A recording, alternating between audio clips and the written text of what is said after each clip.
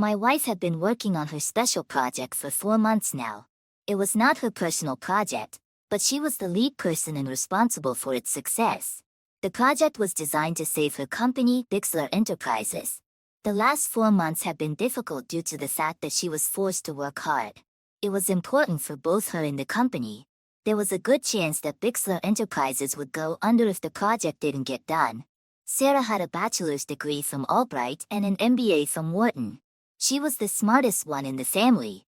I started working as an auto mechanic right out of high school, and after 21 years I was still an auto mechanic. I didn't mind because I liked the work and it paid well. It was enough to pay for Sarah's college and raise 2 kids.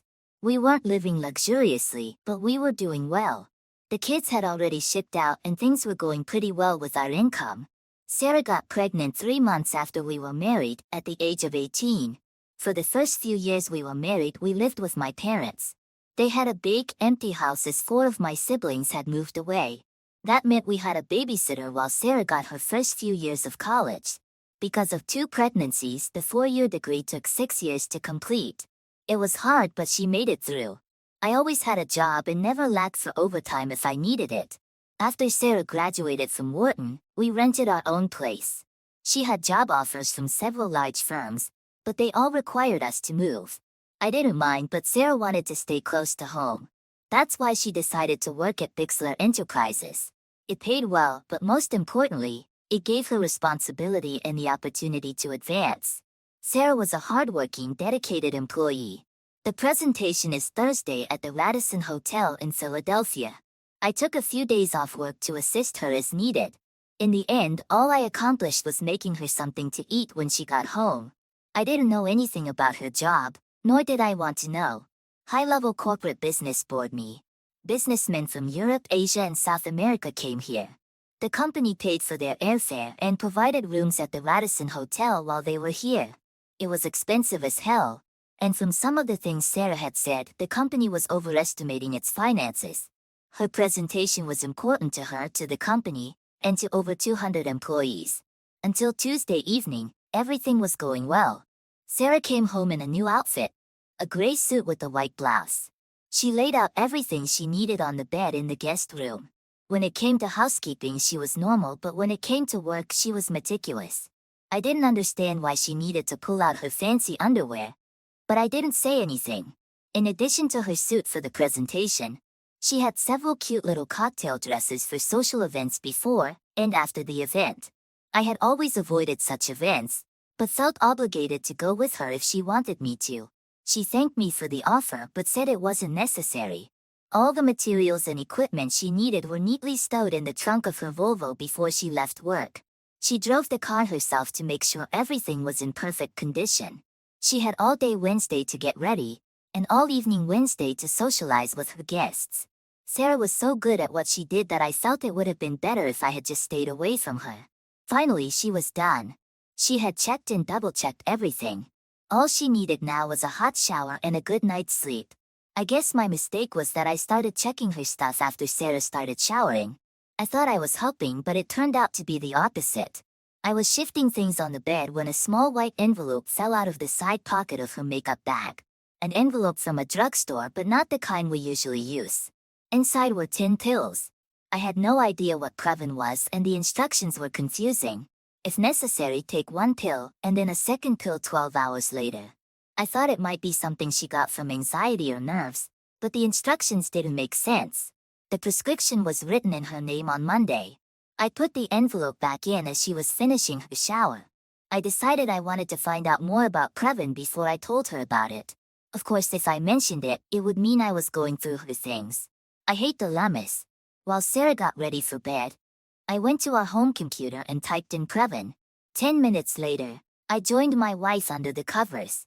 I lay awake all night wondering why my wife had picked up a prescription for the morning after pill, especially after I'd had a vasectomy 10 years earlier. The next morning I got up early, but I wasn't rested. I took a long walk, hoping it would clear my head. I reluctantly headed toward home, afraid of what I might do or say when I got there. My son Josh joined the Navy after high school and was in his freshman year in San Diego. Our daughter Gloria married her childhood sweetheart last year and just moved to Dallas. That left just Sarah and me. I missed the kids but looked forward to growing old with my wife. She was the only woman I'd ever been interested in. Now it was all turning to shit. If Sarah was having an affair, she hid it well. Of course, I never checked up on her. I never looked at her emails or cell phone calls. I had no reason to. I had no way of knowing what she was doing at work or after work. I trusted her completely. John, where the hell have you been? You want some eggs or something? No, just coffee. I wasn't feeling very talkative. What's wrong, honey? It's only for 3 days. You can come if you want, but you'll be bored to death. No, I really don't want to go, but I hate leaving you alone. I worry when you're not here. That's very sweet, darling, but it'll be all right. I'm not going to leave the hotel all this time. I'll spend most of today making sure the conference room is ready, and tonight, I'll have a nice chat with our potential clients. Tomorrow I probably won't even get a chance to pee. I'll be home as early as possible on Friday. I promise you a great weekend, if you know what I mean. That all sounds good, but you can't blame me for worry. I'm an auto mechanic and I have a beautiful and successful wife. Sometimes I get the feeling that you're less interested in advancing your family situation than you are in advancing your career. Stop it. Damn it, John. I've always respected what you do for a living and never pointed out otherwise. You raised 2 great kids and put me through college. You are a great husband, a great father, and a good provider, and never forget that. I finished my coffee while she cleared the table. Do you want me to call you? No, that's not a good idea. I'll have my cell phone off and I'm going to turn off my room phone for the night so I can get some sleep. I'll call you every chance I get. I helped her load the car. She was as fussy about it as she was about everything else work-related.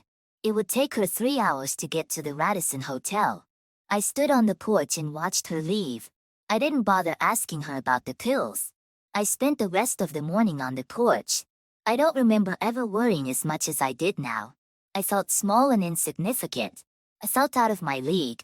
I was a small-town guy with a mediocre job and a successful wife. It was a mismatch. I should have noticed it earlier. I felt stupid. The best suit I had was a blue blazer and a pair of pants. At least I had a few ties, even if they were 10 years out of date. I had just finished getting dressed when the landline phone rang.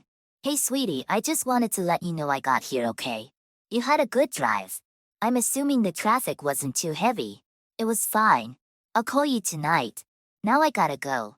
I'm in room 714. Sarah, I can be at my parents' or my brother's tonight.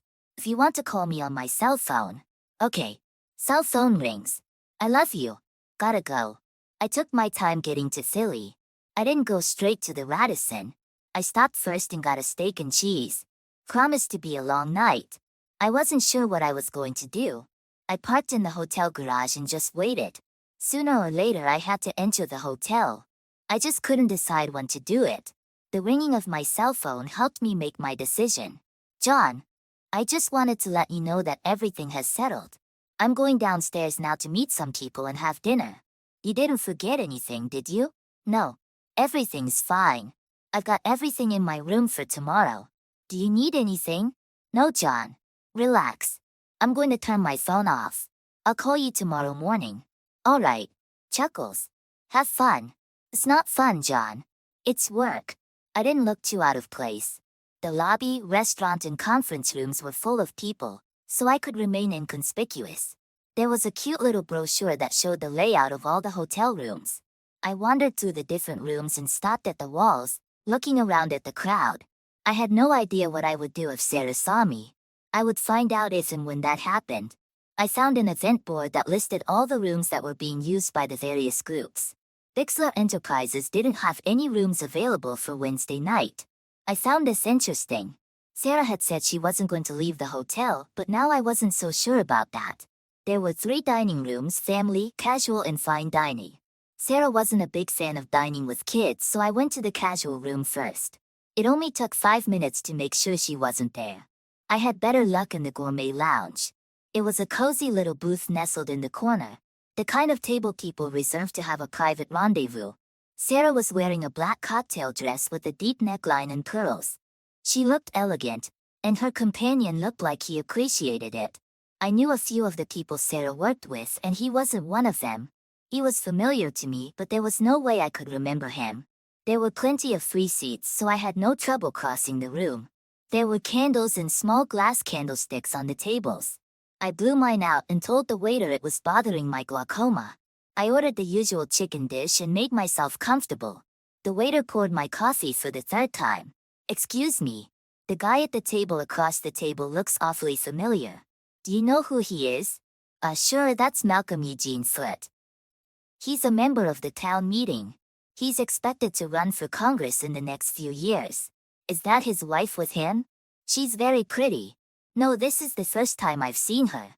He always uses that table for special ladies, if you know what I mean. I just smiled at him and asked for the check. I had never seen Sarah so sensual with a man before. She seemed to catch every word he said like he was God or something. They weren't doing anything inappropriate, but it wasn't platonic or businesslike. When I left, they were finishing their second bottle of wine. Now I understood why she had taken her fancy lingerie. I made myself comfortable in the corner of the lobby so I couldn't be seen. 10 minutes later, they walked out of the restaurant. She held his hand as they walked across the lobby to the elevator. I watched the floor indicators carefully. That the elevator stopped on the third floor was a good sign. It meant she hadn't taken him to her room. It was a bad sign when the elevator didn't go to the 7th floor. It meant she went to his room. Just in case I was wrong about something, I sat in the lobby and watched the elevator for an hour. People came and went, but Sarah was not one of them. I got my empty suitcase out of the car and walked up to the front desk. Even though I could prove I was her husband, I had a hard time getting a key card. They relented after calling the room, but no one answered. Finally, I was on my way to room 714 with the key card. I didn't even turn on the lights at first.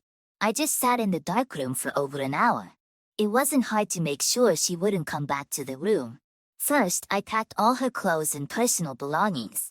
I didn't leave anything behind. I checked the package of Previn. There were still 10 pills left in it. On the dresser, very neatly laid out, were all the items she would need for her presentation the next day. I began to fill the suitcase. There were 24 specially bound promotional folders, and another 20 regular folders. All of them went into the suitcase. A digital projector went in next, followed by a laptop. I took her purse and cell phone, which she'd left in the room. All she had with her was a clutch and probably a tube of lipstick. I walked around the room as carefully as she did to make sure I didn't miss anything. Once I was satisfied, I put her car keys and my wedding ring on the dresser. Other than those 2 items, the room was completely empty. The elevator headed straight for the parking garage. I had no trouble carrying 2 suitcases, and 20 minutes later, I was on the expressway heading north. It was well over 3 in the morning. I had no idea it had been that long. An hour or 2 later, my cell phone rang. Caller ID showed it was the Radisson's phone number. John? Yes. Where are you? I'll be at the house soon. That's all I said. It was quiet on the other end of the line. Salesmen have an old saying, the first one to talk loses. It seemed like an eternity before she spoke. I'm sorry. She didn't ask anything and just hung up. I turned my phone off. It was obvious that she had gone back to her room. Later that day, she was to give a presentation that would save her company and bring her a promotion. I put the suitcases in the attic of the garage. Sarah never went there and never thought to look for anything there. Of course, at this point, I'm pretty sure it didn't matter. First, I gathered all my clothes and personal belongings. Most men have their own tools. It's usually a requirement for the job. I stopped by the store, loaded mine into the Subaru, and picked up my last paycheck. By then, the banks were already open. I didn't have to do any fancy money and asset manipulation. I just withdrew all the money from my accounts. I had lunch in Hagerstown, Maryland. I had enough money to live on for a few years, but I knew I would be looking for a job very soon. Sarah and I were alike in that. We both loved to work. I'm going to miss her. I killed a couple hours in the Luray Caves and rented a room near Whiteville. I had no idea what I was going to do. It was Saturday and I found myself sitting at the Chattanooga Aquarium, watching nature I had never seen before. I spent a few hours just relaxing and decided it was a good place to be. I bought a year pass to the aquarium, and by dinner time I had a place to stay. It was a mobile trailer in the park, but it was furnished and cheap. I didn't need much. First thing Monday morning, I was going to get a job. A good handyman can always get a job, especially if he's willing to work hard. I could remain inconspicuous until it was time to renew my driver's license or car tax. I'll worry about them when the time comes. Sunday afternoon I called Gloria. I felt obligated to let her know what was going on, but Sarah had already told her. She was pretty frank with Gloria about what happened. She said she cheated, I caught her, I left, and she lost her job. I felt bad that she lost her job, but that was the price she had to pay. I asked Gloria to tell Josh what was going on the next time she talked to him. I also told her that I would call about once a month to check on how things were going. I didn't tell her where I was. By noon the next day I had a job. It was actually a short walk from the trailer park with the Waffle House about halfway there. What more could a man want? I don't know how they handled the paperwork, but I was getting $20 an hour with no questions asked. I was happy and they were happy. I wouldn't even have to get into my money that I brought with me. About 2 months later, Gloria informed me that Sarah had moved out of the house and was living with her parents. Gloria didn't know anything else, but was happy that I was settled and doing well. Josh called me from San Diego just to let me know he was going on a cruise. He was an avionics technician on an aircraft carrier. He tried to explain what he actually did, but it was over my head. I never really knew much about technical stuff. Both of them were careful not to say anything bad about their mother. I appreciated that. After that, it was business as usual.